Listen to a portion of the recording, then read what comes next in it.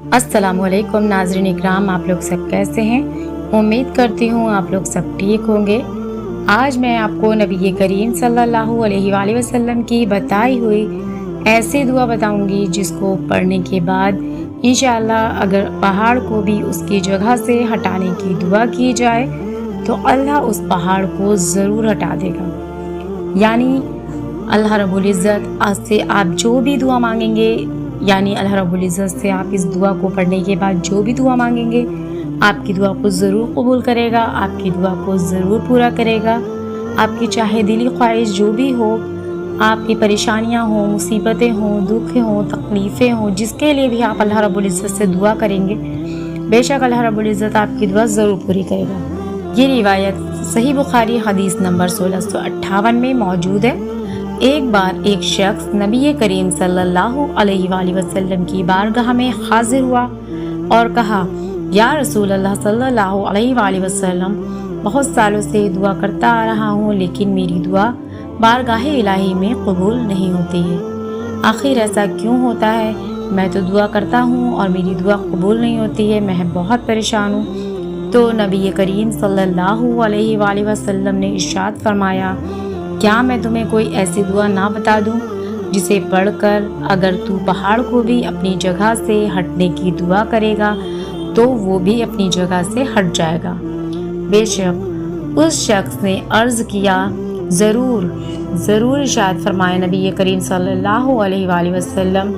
तो नबी करीम सल्लल्लाहु अलैहि वसल्लम ने ये अमल बताया, ये दुआ बताई और बहुत ही ये अच्छी दुआ है। ये इस दुआ से उस शख्स को बहुत फ़वाइद हासिल हुए और चंद दिनों बाद वो शख्स नबी करीम सल्लल्लाहु अलैहि वसल्लम की बारगाह में आया और चंद भेड़ बकरियां भी लेकर आया था। ने कहा, नबी करीम सल्लल्लाहु अलैहि वसल्लम तोहफ़ा कबूल करें और कहा, या रसूल अल्लाह सल्लल्लाहु अलैहि वसल्लम, जो दुआ आपने मुझे बताई थी अभी पढ़ना शुरू ही की थी कि मेरी ज़िंदगी में, मेरी कमाइयों में, मेरे जो भी बरकतें थी वो शुरू हो गई हैं और जो भी मेरी परेशानियां थी वो दूर हो गई हैं और मैं इस दुआ को कसरत से पढ़ रहा हूँ और मेरी ज़िंदगी में अब सुकून ही सुकून है।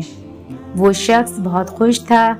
उस दुआ की बरकत से उसकी दुआएं कबूल हुई। बेशक अगर हम भी इन दुआओं को अपनी ज़िंदगी में शामिल करेंगे तो नबी करीम सल्लल्लाहु अलैहि वसल्लम की बताई हुई दुआओं से इंशाअल्लाह हमें भी ज़रूर फ़वाइद हासिल होंगे, क्योंकि नबी करीम सल्लल्लाहु अलैहि वसल्लम की कहा हुआ लफ्ज़ एक एक लफ्ज़ सच्चा और पुख्ता होता है और उस पर यकीन रखना चाहिए और हम उस यकीन के साथ और बिल्कुल यकीने से अपनी ज़िंदगी में शामिल करेंगे तो हमारी दुआएं भी ज़रूर कबूल होंगी। आपके दिल में भी कोई दुआएं हैं जो कबूल नहीं हो रही हैं? बहुत से शख्स होते हैं दुआएं मांगते मांगते थक जाते हैं और फिर बाद में शिकवे गिले करने लगते हैं कि अल्लाह हमारी दुआएं कबूल नहीं करता।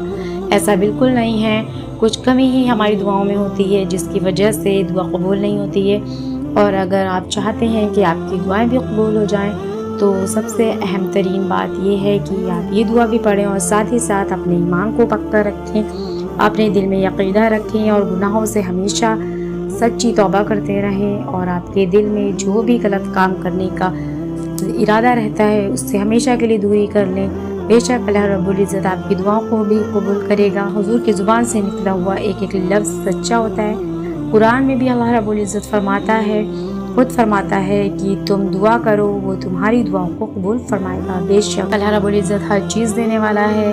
यहाँ तक कि अगर आपके घर में नमक भी ख़त्म हो जाए तो उसके लिए भी आप अपने अल्लाह रब्बुल इज़्ज़त को ही याद करें। इतना यकीन होना चाहिए, इतना यकीदा पुख्ता होना चाहिए अपने अल्लाह पर, अपने रब पर कि बेशक अल्लाह देने वाला है। तो ये दुआ हम बताने जा रहे हैं। ये दुआ कौन सी है?